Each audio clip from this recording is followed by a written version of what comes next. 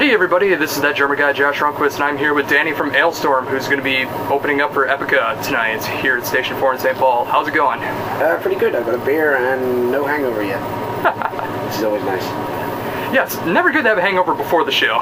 No, that doesn't make for a good day. Yeah. After the show you got to reward yourself, but beforehand, well, yeah. You know, something you've got to do these days. So how has the tour been for you guys so far? Awesome, yeah.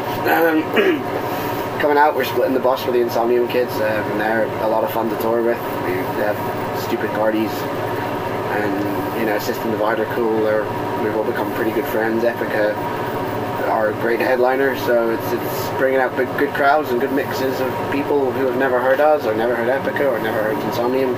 So I think all the bands are really sort of getting a lot of promotion from this tour. Ah, very cool. And that's what I loved about this tour, is because it's very diverse in metal. Ooh.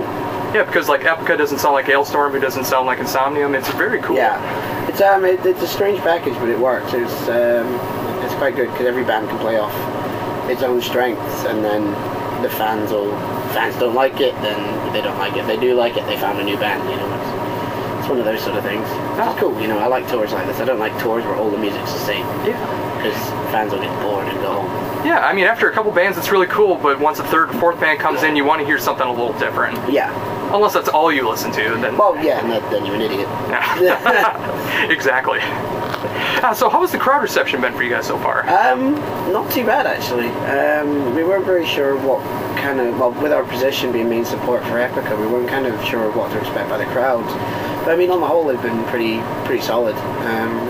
Getting into it, people who don't know us dancing away and all that silly shit we get. So yeah, it's pretty cool. I've enjoyed it so far. We've only had a couple of nights where it's just been people with faces just looking at you going, "Bring on Epica!" So you just want to sort of jump out and punch them in the face. Just be like, what did that happen? Well, that happens anytime that you're not doing a headlining show. There's always going to be people there that want to see the headliner. There's going to be people that only want to see the headliner. So it's the same with any tour. It's you know, we're used to it now. Yeah. For me, any show I go to, I want to be there for all the bands, because all the bands need the support just as much as the headliner. Well, precisely. I mean, the supports come out to gain more fame, gain more fans. So, you know, people standing there evidently not enjoying it makes it harder for the supports to enjoy themselves, which in turn can lead to a bad show, or just somebody just not enjoying their show as much as possible, which is a shame on the whole. But you know, it happens. It's something you've got to deal with in this business. Yeah, it's very true. So what have been some of the songs that have been like catching the most attention live? Well, we've got a second keyboard player with us at the moment. Well, we have a second keyboard player now permanently. And we've been playing, as you can see on the set list sitting next to you, actually been playing a lot of the longer songs we normally do. Oh, you got some of my favorites in there too. Yeah, so I mean it's interesting to see. We're doing a couple of like sort of 6-7 minute songs, and seeing the fan reaction to that's always quite fun, because some people don't fully know how, like they just want like the jumpy happy stuff, and we're doing these really long fairy tale sort of things. So it's fun. It's interesting. It's nice doing a different set for once. Oh yeah. Because we've done the whole let's play Wenches and Meat 35 times, but you know it gets boring after a while, and you do want to go out and play some of the lesser known stuff, but the stuff that comes up and 10% of people in the crowd will be singing along, but everybody else will be going, "This sounds not too bad actually." And they'll maybe go out and re-listen to the album. You know, that's the kind of the goal we want with this tour, is to do something completely different. Oh, very much so. And one song in particular, one of my favorites off the last album, Death Throes of the Terror Squid, actually has some black metal influence on it as well. We had Ken now ex-Abigail Williams, come in and do the vocals for that. I think he's coming out to the Seattle show, so we might actually have a full reunion for Death Throes, which would be pretty sweet. That would be, yeah. But yeah, it's a hell of a ride. We just did a video for it. Shit, when did we do that? I think we did that in February, or March, or May, or April. I don't remember. Beginning of the year. I was in Serbia. That's all I remember. And we did a video for that, and it was awesome. It was a whole 30 seconds shorter than the actual song, so there didn't seem to be any point to actually cut away it. But Yeah, it's that's the song that's pretty much taken the most attention on this tour, because a lot of people sort of, it's the end of the album as well, so not a lot of people always make it to the end of the albums, and then they'll go back and look for it, and then like, wait a minute, why do they have this 7.5 minute song? What is this about? So it's been cool. It's been nice to be able to play it as well. So very cool. I'm very happy. Yeah. Oh, with that song in particular, are the black metal screams in there live, or is it backing track? Our second keyboard player Elliot, he does all the black metal stuff for us. So it's all there, all the heavy blast beat sections and stuff. Everything is played as it is on the song. So I'm glad to hear that too, because I know sometimes bands use backing tracks or stuff like that. I'm glad to see that you guys are actually playing it real. We have no backing tracks at all. Everything's played live. Oh, very cool. So if something goes wrong, something goes wrong. Yeah, I remember that from Pagan Fest too. Everything was real, and I was really happy to hear that. It's a thing we like to do. It's like playing with tracks is all well and good, but it's live music. It's not. I don't want to go to a show and watch a CD. It's pretty much what you get with a lot of bands these days, which is a shame, because there's so much potential for live shows to be a full event, but then you could just stick in the CD, sit with your headphones and watch the TV. It's one of those things. It's a bit of a shame these days that the tracks have become so reliant. That's exactly how I feel too. I mean, you want to go out and hear the live experience, because the live show should be better than the album. Well, that's why you'd want to go out there to see it. Yeah, I mean, that's the biggest thing for it. You want to be able to go and experience something that you can't experience by listening to a CD or an MP3 or wherever you bought it. It's like you go out and you're not paying to hear the music, you're paying to see an event, which is what a live show should be. But a lot of bands, seemingly these days, a lot of bands are more concerned with making themselves happy with their show and playing perfectly rather than playing to the crowd, which is a bit strange. But I mean, it should be about like 50-50. I mean, like obviously get the songs down and be able to play live and everything, but also you got to make it fun for the crowd too. Show, exactly. Yeah.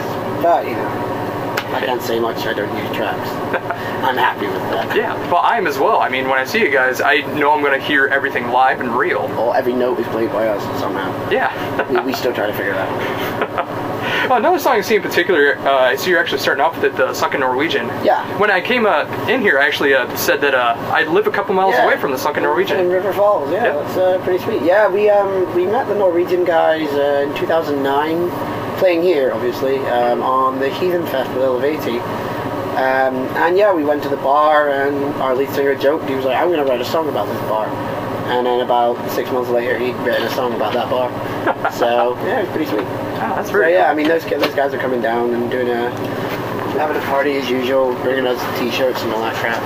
So it'd be cool to see. It'll be cool to see them again. Oh, absolutely. And I'm glad that you guys played the song too. I mean, when I first heard it during Pagan Fest earlier in the year, it was really cool to hear. It's a bit of an unusual opener, but a lot of people seem to get into it, so it works. Very cool. So what are your plans after the tour? After the tour, we're taking Christmas off, and then we're heading to Australia to film our first full production live DVD. Oh, really? In Melbourne on the 17th. Stein? 17th or 18th of January down in Melbourne. Very cool. Yeah, it's gonna be freaky. So like full headlining show and everything? Just Alestorm, Melbourne, and nice wee venue there. As full production as we can make for a DVD show. It's going to be awesome. I'm really looking forward to it. After that, we've just announced the headline for Pagan Fest in Europe. Oh, nice. With Arcona and XDO and Wolfchamp and stuff like that. And then after that, we'll see what happens. I'll probably take some time off. Chris has got another project he's working on, so he'll probably go and do that for a little while, and then we'll hit festivals for summer. Oh, very cool. And then after that, it's up to the management and bookers and what the fans want. What the fans want. I wish I could afford the trip down to Melbourne for that show. Yeah, it's not that expensive. It's not too expensive. Wow. That's a holiday. Yeah, not true, but I also have to get a visa and everything too to make it down there and everything. But I'll definitely be picking up the first day it comes out, though. Yeah, it's I have no idea the production schedule, but it'll be out next year, so it's gonna be awesome. I'm really looking forward to seeing it myself. So Hopefully it won't be completely terrible. And anything that is, you can just fix it up in the studio. Crap, I better get good soon. The camera will be on you the whole time. Can't mess up. I will, that's the thing. So, have you written anything for the new album yet? Riffs, like 1 or 2 riffs. It's pretty much always come up for the new album. We're focusing on this DVD, and then once that's done, once Christopher's other project's done, he'll start looking into writing stuff for that. At the moment, we're just so concentrating on getting this DVD out, touring out the end of Back Through Time, and then seeing how we feel. To start writing, the album will probably be out 2014.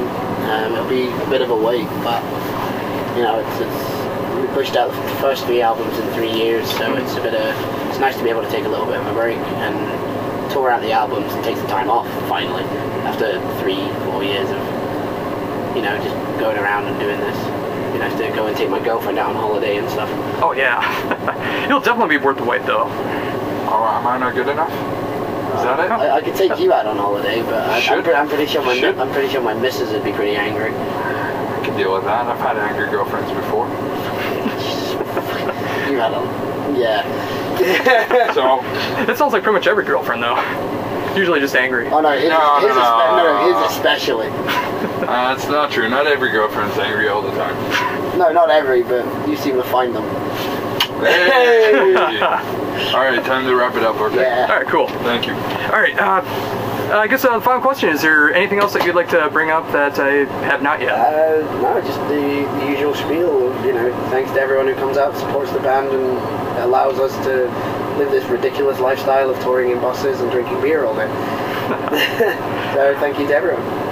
And thank you for doing this impromptu interview. Yeah, well, you know, I was here, I was drinking beer, rhymed too well. It's like it was almost planned. Imagine that. So once again, this has been Danny from Alestorm. This is that German guy Josh Runquist. Thank you. Ahoy.